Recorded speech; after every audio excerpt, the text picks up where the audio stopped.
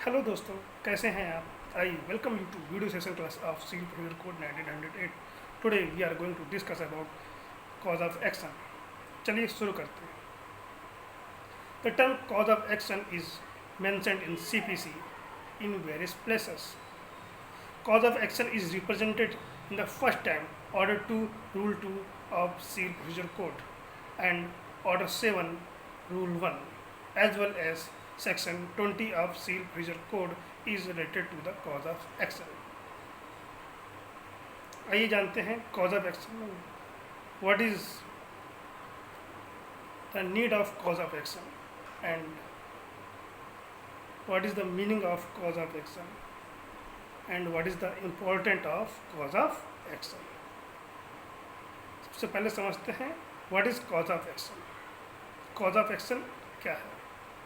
cause of action को reason of action भी कहते हैं.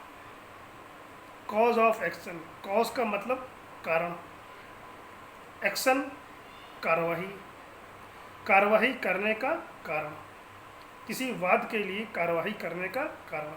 किसी भी वाद को करने के लिए हमें किसी कारण की ज़रूरत होती है, किसी वजह की ज़रूरत होती है जिसके बिहाफ पे हम किसी के ऊपर वाद ला सकते हैं. बिना वजह के, बिना कारण के वाद नहीं लाया जाता.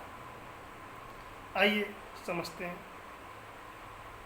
अब डेफिनेशन देख लेते हैं. What is the legal definition of cause of action. Cause of action means all essential facts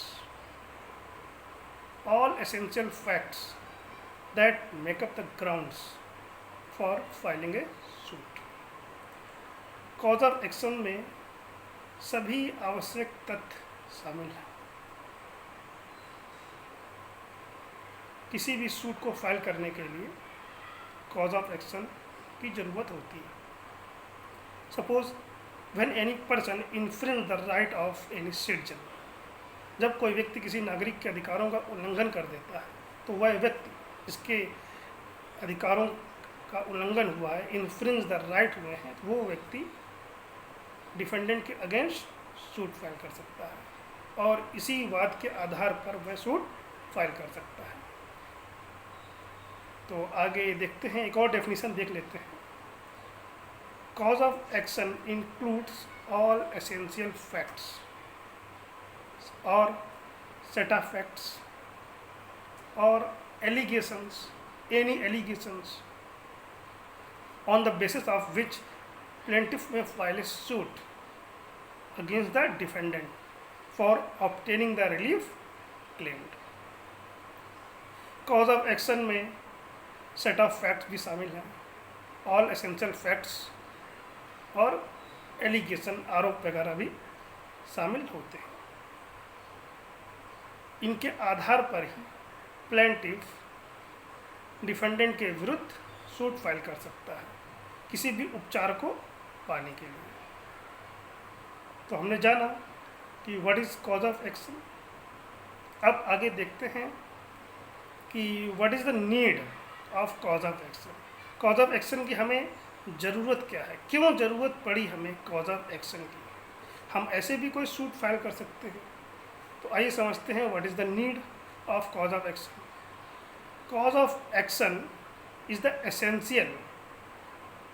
cause of action is essential for every suit. प्रत्येक सूट फाइल करने के लिए कॉज ऑफ एक्शन आवश्यक है. एक चीज़ और देखते हैं. If there is no cause of action disclosed in the plaint, the court will reject the plaint. यदि किसी भी वाद पत्र में cause of action डिस्क्लोज नहीं किए जाते हैं, लिखे नहीं जाते हैं, तो कोर्ट ऐसे प्लांट को क्या कर देगा? खारिज कर देगा. तो प्लांट तो आप लोग समझते ही होंगे. Every suit instituted by presentation of plaint. प्रत्येक सूट वाद पत्र के माध्यम से फाइल किया जाता है और उसी वाद पत्र में, उसी प्लांट में कॉज ऑफ एक्शन डिस्क्लोज किए जाते हैं. अगर ऐसा नहीं होता है तो कोर्ट उस प्लांट को रिजेक्ट कर देगा. यही नीड है कॉज ऑफ एक्शन की, इसलिए हमें कॉज ऑफ एक्शन की ज़रूरत होती है। आगे देखते हैं what is the important of cause of action, क्या महत्व है। Without cause of action civil suit can not arise. बिना कॉज ऑफ एक्शन के सिविल सूट फाइल ही नहीं किया जा सकता, अराइज ही नहीं हो सकता। To win a case plaintiff must file, plaintiff must prove cause of action और legal facts in his favour. किसी भी मुकदमे को जीतने के लिए प्लेंटिफ को अपने लीगल फैक्ट्स या कॉज ऑफ एक्शन को साबित करना होगा।